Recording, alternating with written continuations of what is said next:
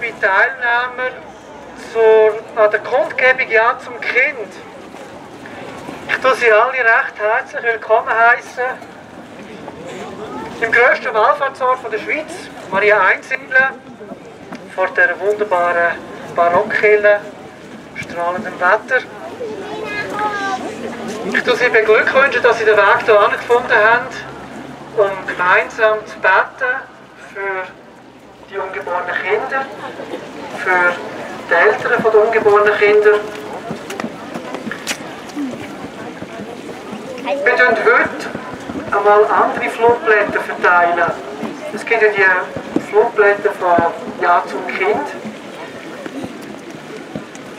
Heute tun wir Flugblätter respektive Zeitschrift verteilen von der Organisation Ja zum Leben. Der Präsident von dieser Organisation hat mich gebeten, dass wir heute bei diesem Anlass die Flugblätter verteilen, was ich sehr gut finde, weil es gibt 2 Abstimmungen in der Schweiz, die uns in nächster Zeit werden beschäftigen, die mit dem Schutz vom Leben einiges zu tun haben. In dieser Zeitschrift Ja zum Leben, da wird beschrieben, dass es im nächsten April oder Mai eine Abstimmung gibt über das sogenannte PID, Präimplantationsdiagnostik. Also kurz zusammengefasst geht es darum, dass in der heutigen Zeit immer mehr die Tendenz ist, dass man Kinder im Reagenzglas praktisch herstellen, dass man nachher die Embryonen, also die kleinen Menschen, dort eingefrieren, manchmal jahrelang, und dann die man behalten, und die anderen töten. Und das Gesetz, das im nächsten Frühling zur Abstimmung wird kommen, geht eigentlich darum, dass in der Schweiz erlaubt würde, dass man die Embryonen einfach töten darf. Also wir sind natürlich schon mal dagegen, dass man Menschen einfach selber herstellen, auf dem Tisch, in einem Glas hinein. Das ist schon ein Verstoß gegen die Gebot Gottes. Und wir sind noch viel mehr dagegen, oder sagen wir gleich dagegen, dass man nachher die Embryonen, die man überflüssig findet, einfach töten. In dieser Zeitschrift steht, dass es in den USA 600'000 solche kleine Embryonen gibt, also Wesen, die Menschen sind. Es geht dann auch darum, dass wir die Embryonen dort untersuchen, schauen, ob sie krank werden, ob sie irgendwelche Schwächen haben, und man dort dann einfach nur die besten verwenden und die anderen vernichten.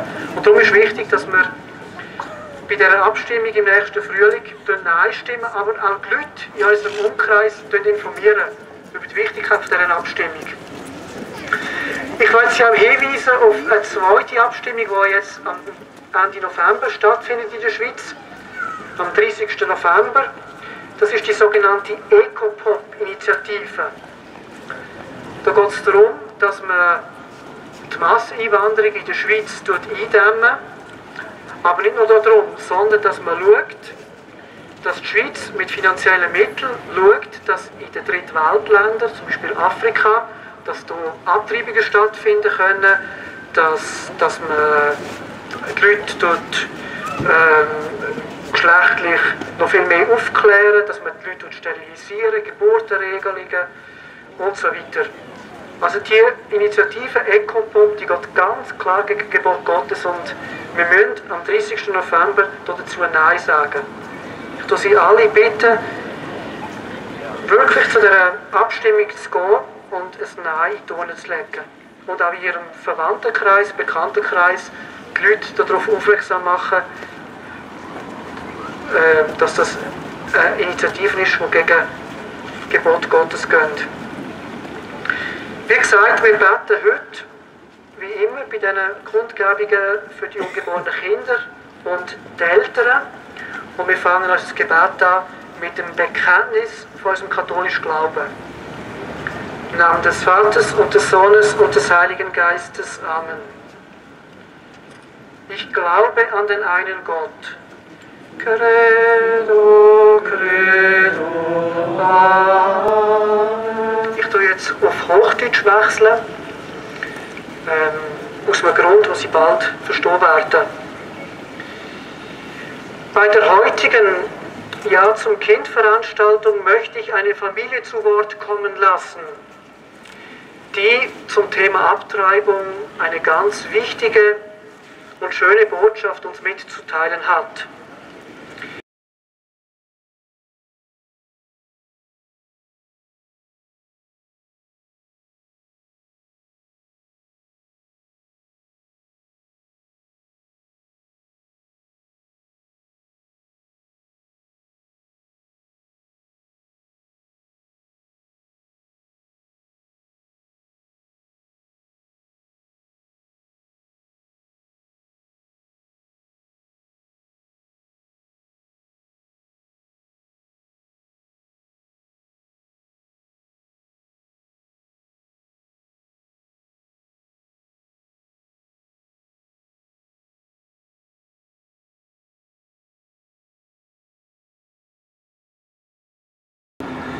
Maria, du bist in Keuschheit reif geworden.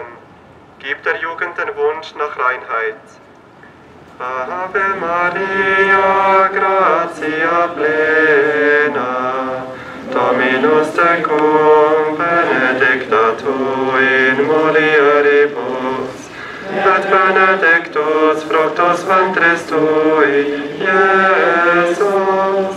Sancta Maria, Mater Dei, ora pro nobis peccatoribus, nunc et in hora mortis nostre.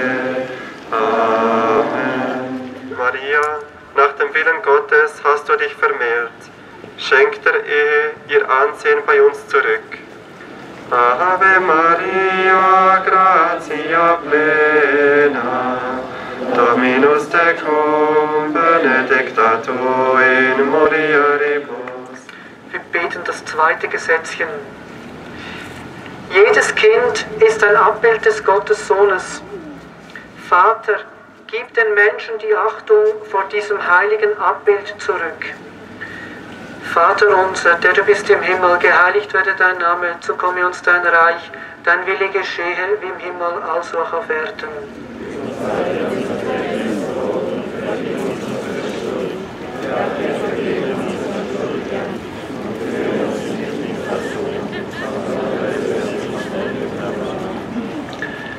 Maria, Jesus war dein ganzes Glück, halte die Menschen davon ab, Kinder wie ein Unglück zu verhüten. Jede Empfängnis ist Gott gegeben. Du Spender allen Lebens, lass alle Eltern beten, dein Wille geschehe.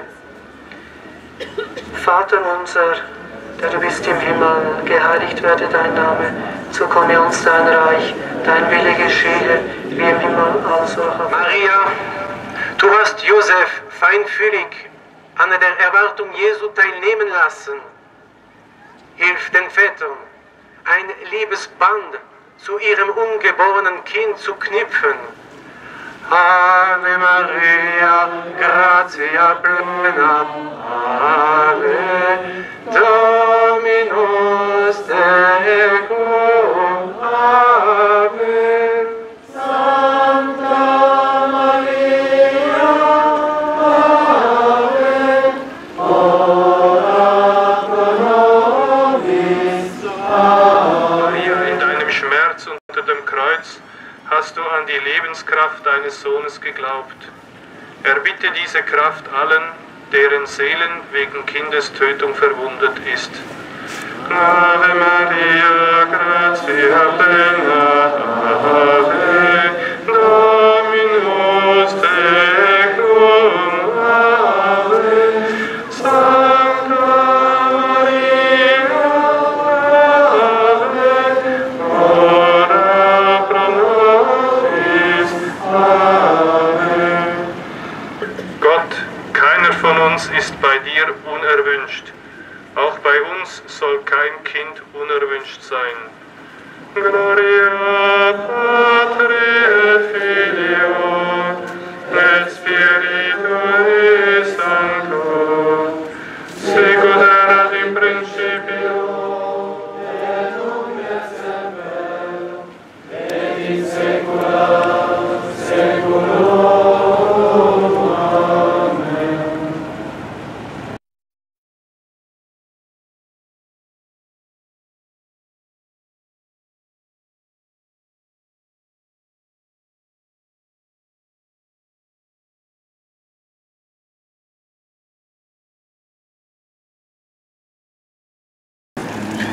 Das ist ja das Schöne an der Gemeinschaft der Heiligen, dass vor 19, 20 Jahren sie sich richtig entschieden haben, aber sicher auch jemand durch das Gebet sie unterstützt hat in dieser schwierigen Situation. Sie wissen nicht wer, vielleicht ein paar Verwandte, ein paar Bekannte, aber vielleicht noch ganz unbekannte Beter. Und das zeigt uns, wenn wir dieses Gebet hier 9-mal im Jahr halten, dass dieses Gebet nicht verloren ist, sondern irgendjemandem zugutekommt. Und vielleicht irgendeinem Ehepaar, das heute oder morgen in einer ganz ähnlichen Situation ist. Ein Ehepaar, das das Gebet braucht, aber nicht weiß, dass jemand für dieses Ehepaar betet. Ja, sie sind durch das Gebet sicher unterstützt worden. Ich bin sicher, dass sie auch für Leute beten, die in einer ähnlichen Situation sind und sich freuen über unser Gebet. Also nochmals vielen Dank für Ihr Zeugnis und wir werden uns nachher noch verabschieden.